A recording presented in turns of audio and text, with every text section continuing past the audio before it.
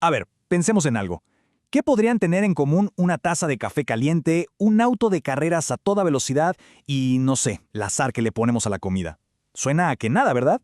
Pues resulta que detrás de todo eso hay unas fuerzas invisibles, un mismo conjunto de reglas que dictan cómo se mueven las cosas. Y hoy, precisamente, vamos a descifrar ese código. Bueno, esta es nuestra hoja de ruta. Vamos a empezar con cosas que vemos todos los días. Luego vamos a descubrir la ciencia que lo conecta todo. La desglosaremos en sus tres partes, veremos cómo se usa en el mundo real y al final nos quedaremos con una idea que, bueno, que es bastante potente. ¿Listos? ¡Vamos! Ok, empecemos por lo familiar, lo que nos rodea.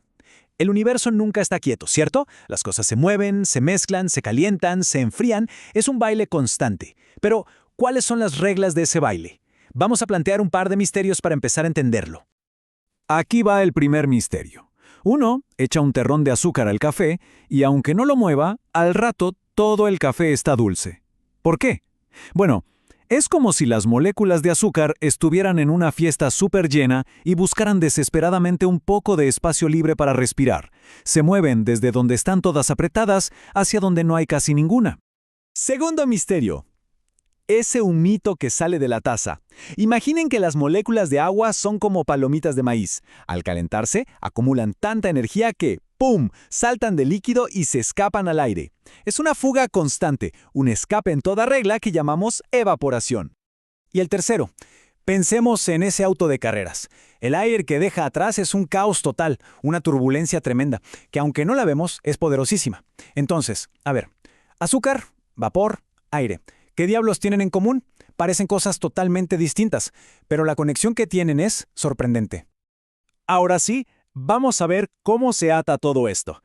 Resulta que la respuesta está en una única y elegantísima rama de la ciencia que lo explica todo. Y el nombre de esta superciencia es fenómenos de transporte. Suena un poco formal, pero básicamente es la ciencia que estudia cómo las cosas viajan de un lugar a otro. Y por cosas me refiero a todo, calor, materia como el azúcar, e incluso el mismísimo movimiento. Es, digamos, el idioma universal del cambio. Ok, y aquí viene una palabra clave importantísima, flux. ¿Qué es el flux?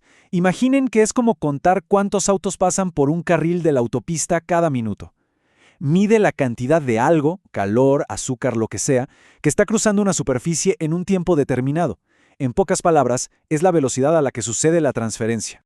Perfecto, entonces el flux es el movimiento, ¿pero qué lo provoca? Bueno, el motor de todo es otra palabrita clave, el gradiente. Y un gradiente no es más que una forma elegante de decir diferencia o desequilibrio. A la naturaleza, pues no le gustan nada los desequilibrios. Si algo está muy concentrado en un lugar y poco en otro, la naturaleza va a hacer lo posible por emparejarlo. Esa diferencia, esa tensión es lo que pone todo en marcha. Ahora, esta ciencia se apoya en tres grandes pilares. Y lo más increíble de todo es que los tres, como veremos, funcionan de una manera súper parecida. El primero es la transferencia de momento.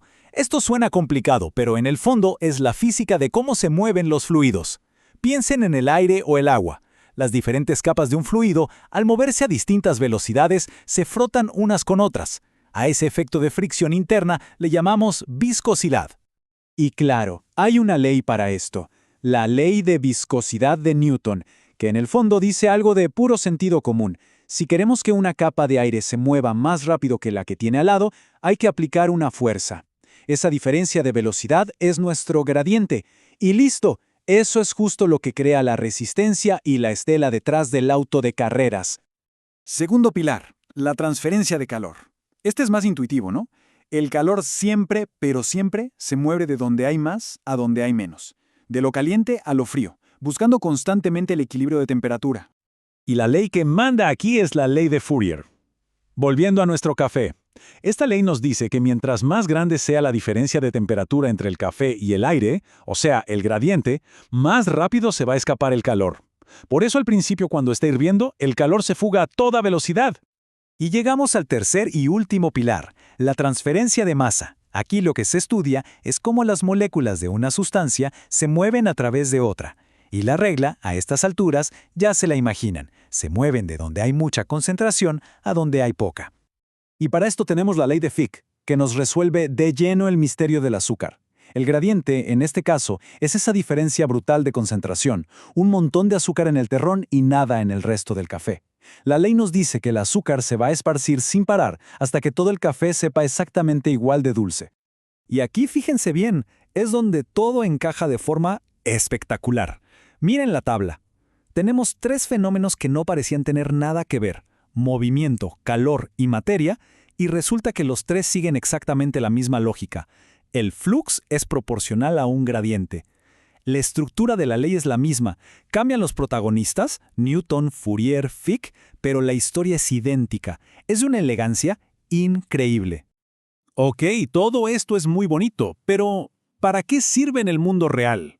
Bueno, aquí es donde toda esta teoría se convierte en algo gigantesco y superpoderoso. Resulta que los ingenieros usan un concepto genial llamado operaciones unitarias. La mejor forma de entenderlo es pensar en bloques de Lego.